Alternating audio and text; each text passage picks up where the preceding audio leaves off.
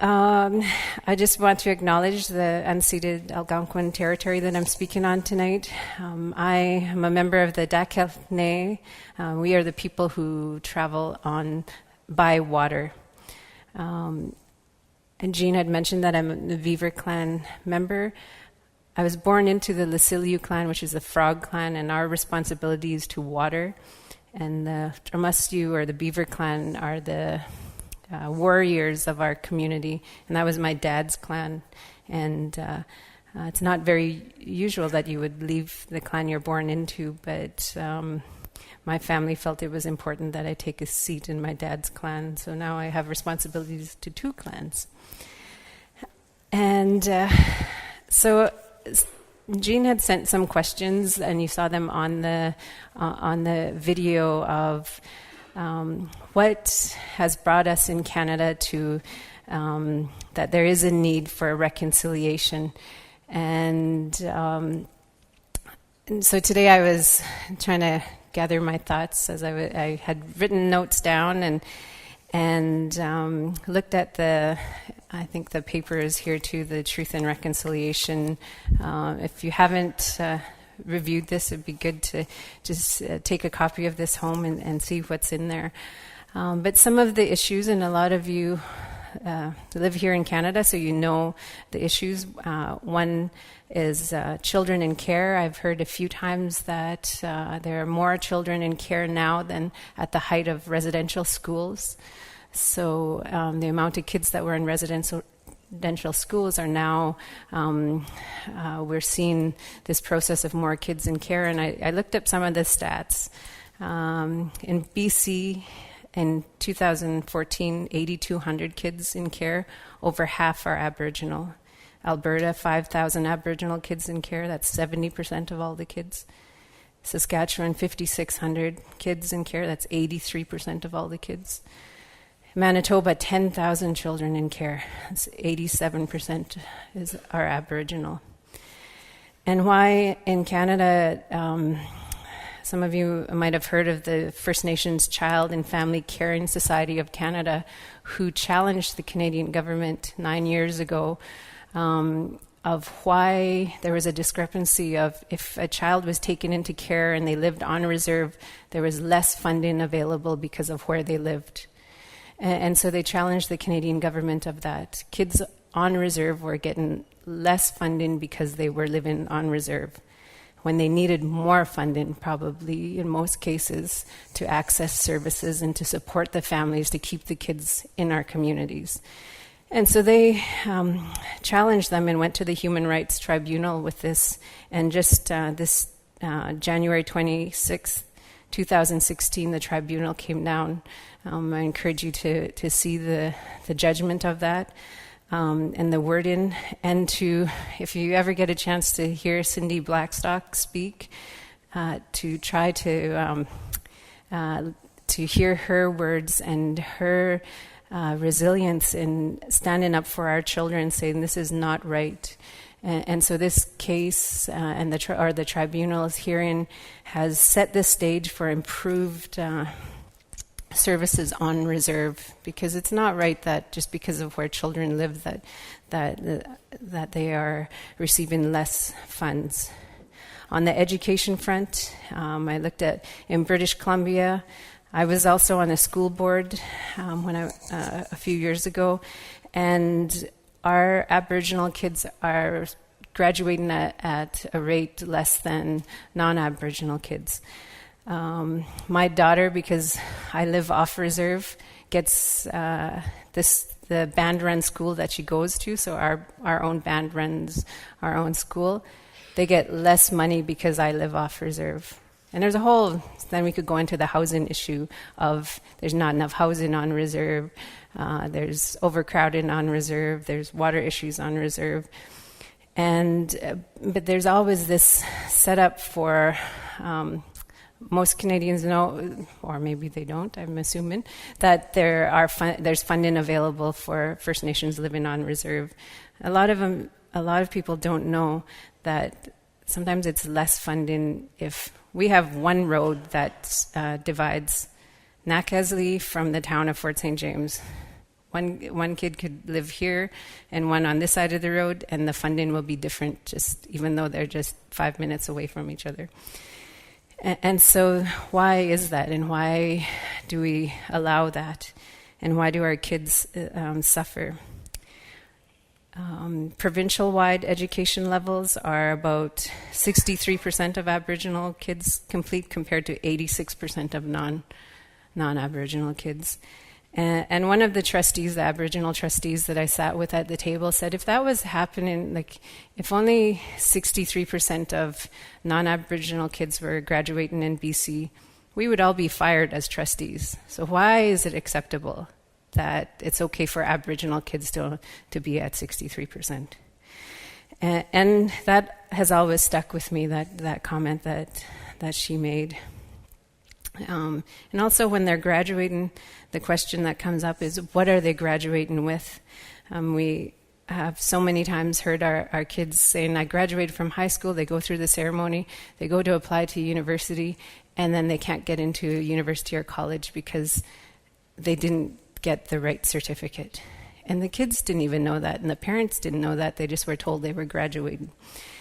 And so with that, they get what they call evergreen certificates or adult dogwoods. The one you want to get is a dogwood certificate, but a lot of our kids are aging out of the system and are encouraged just to take on an adult education or an evergreen certificate, and then they'd have to upgrade to go to post-secondary.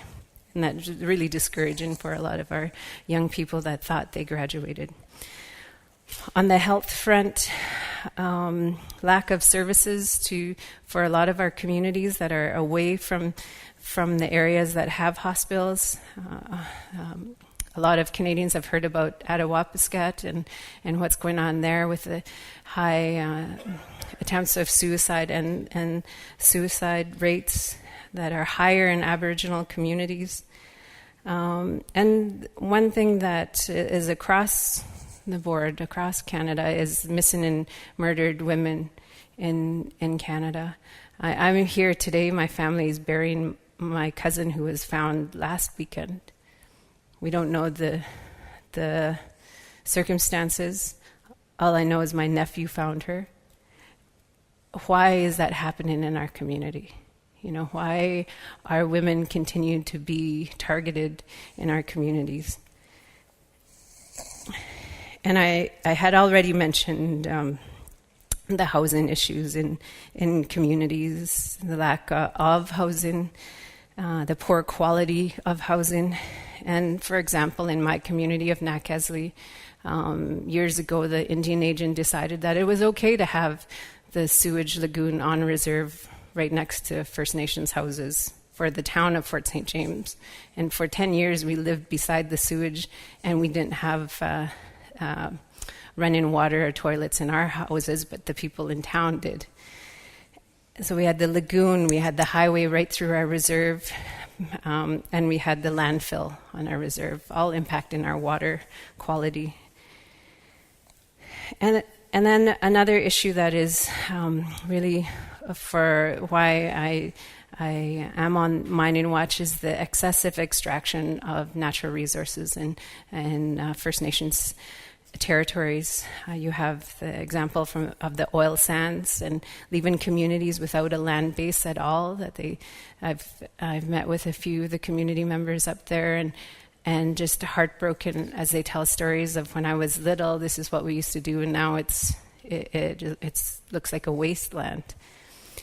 And they can't hunt and they can't fish, and the water quality issues and the health issues that come with that. In northeastern BC, there's the fracking issue, and the water quality company's been given 25-year water leases with no consultation with First Nations. The impacts to wildlife, this is in the northeast caribou area, and there's no discussion about how the industrial development is impacting wildlife and then impacting communities that rely on and respect that wildlife, that give themselves up to so that we could provide food to our families. Again, I'll just share the example from Nakaesli. We have proposed 5 proposed pipelines, natural gas pipelines running through our territory, or wanting to run through our territory.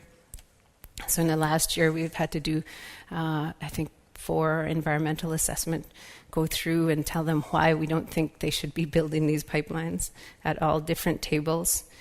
We have a proposed oil pipeline that we have gone to court against.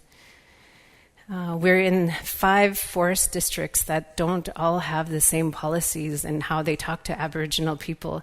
And so we could get a map from one area and it'll be blank on the other side. And we'll say, well, where does this road go to? They said, well, that's another forest district, so we don't know. We can't share that information with you. We can only tell you what we're doing in this part. And imagine that so we're trying to protect areas in 5 different forest districts, 5 different offices that we have to deal with. And so logging has accelerated in our area. You might have heard of the mountain pine beetle. And where's my timer? I want to know where. Oh, there you are. Okay. Mountain pine beetle has wiped out the pine forest in British Columbia and is moving its way east. So the logging has accelerated because they're trying to salvage as many the logs and get them to the market as fast as they can before they dry up and are just going to be burnt. And now in BC we have the new issue of spruce beetle.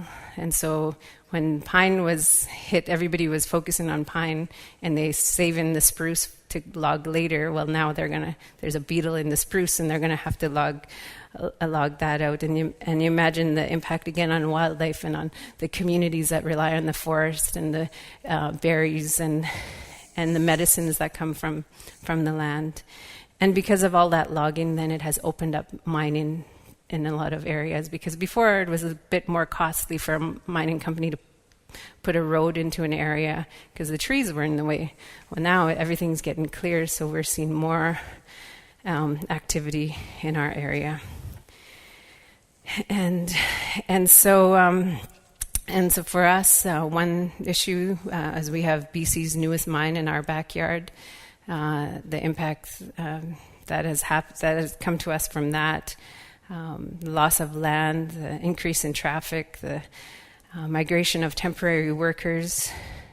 We were being told all this time that mining is good, that it's going to bring jobs and benefits, and yet what we're seeing is our people being directly impacted by having less access to services, by having our women and vulnerable populations being taken advantage of.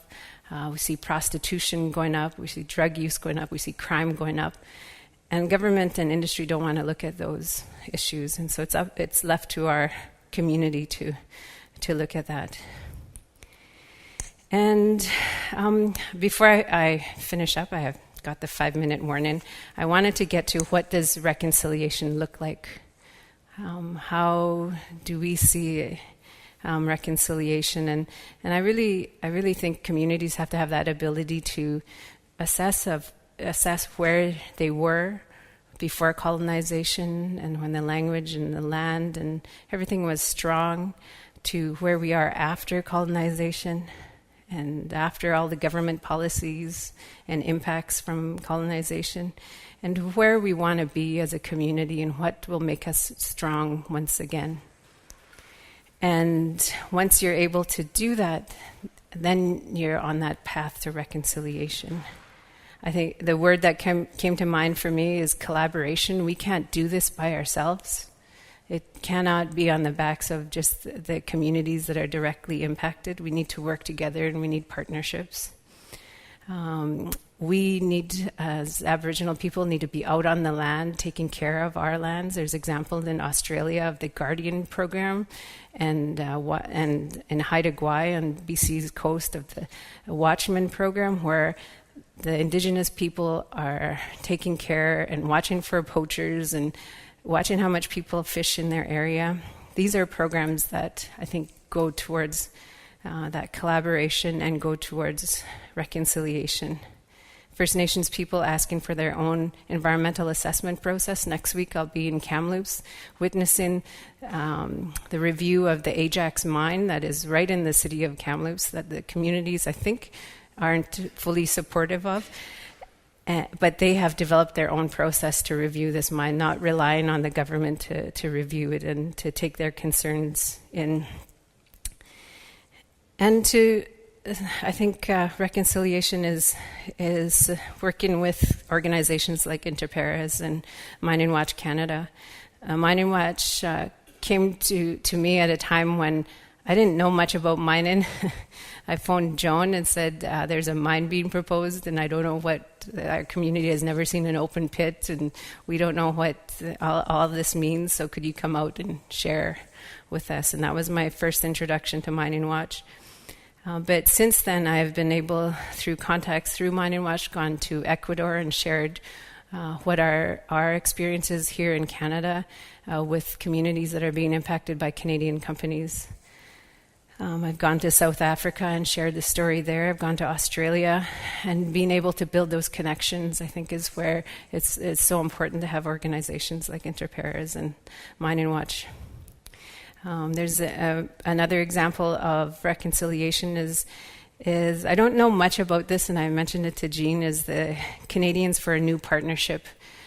So it's I heard from it from a friend of mine, Steve Kakwe, who was the former premier of the Northwest Territories, and he said, we need to get people together like former prime ministers and ministers and premiers, and so he's done that, and they're meeting to say, we need change in Canada.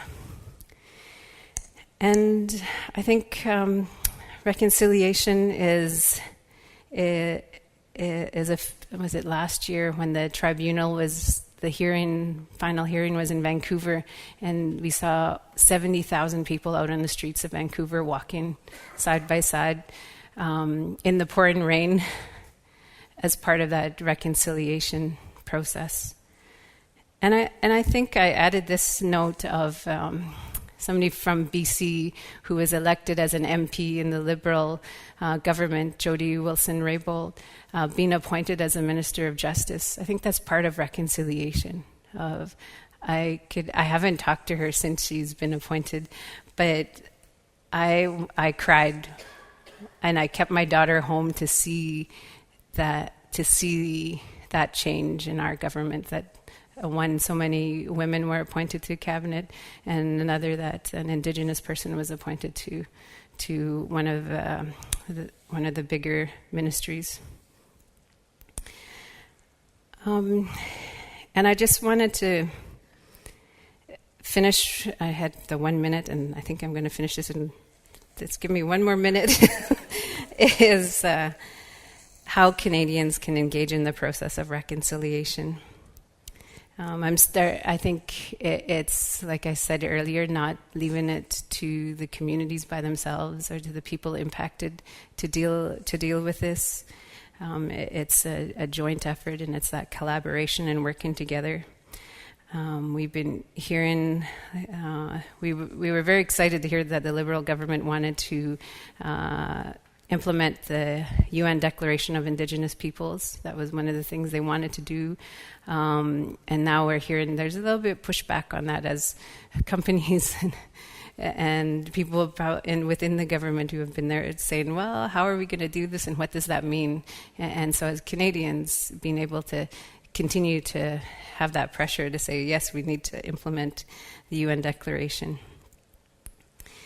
And I think it's important also to find out what Canadian companies are doing in other countries. And I think we're going to hear a little bit about that, of the impacts in Colombia. But I also wanted to raise that I have had the opportunity to meet with community members from Nicaragua, Panama, Guatemala, Honduras, and last year I was invited to the Goldman Environmental Awards in Washington, D.C., and I got to meet Berta Ceres. I don't know if I pronounced Caceres. And I had great discussion with her, and what stuck with me about that was her worry of winning the award and going home because she won that award and the attention it was going to bring to her. And imagine, I couldn't even, on March 3rd, I believe, was when we got the news that she had been killed in her home because of the work she was doing in Honduras to protect the river, to bring attention to the environmental issues that were going to impact her people. And so reconciliation is about, we shouldn't have to sacrifice great people like Berta. Like, she shouldn't have had to make that sacrifice. And we should know what our government is doing. We should ask our government to ask the Honduras government what they are doing to investigate this. And I just pray for her family. I got to meet her little girl that was there with her and her mom that came to watch her win that award. And so I think we just, need to be aware of what's going on around the world.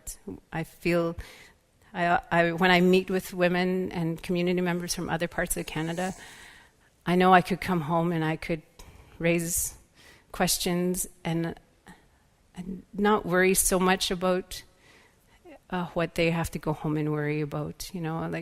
I could say, at the same time this was happening, she was fighting against a hydroelectric dam in Honduras. It was the same time Site C protesters were in court over, and I couldn't help but realize that those two distinctions, here in Canada, we could do that. And I'll finish up with, I think together we can uphold our responsibilities to the land, and we owe it to our ancestors for their resilience and for their sacrifice to help us maintain our identity and our connection to the land. So thank you for the extra time, and thank you for listening.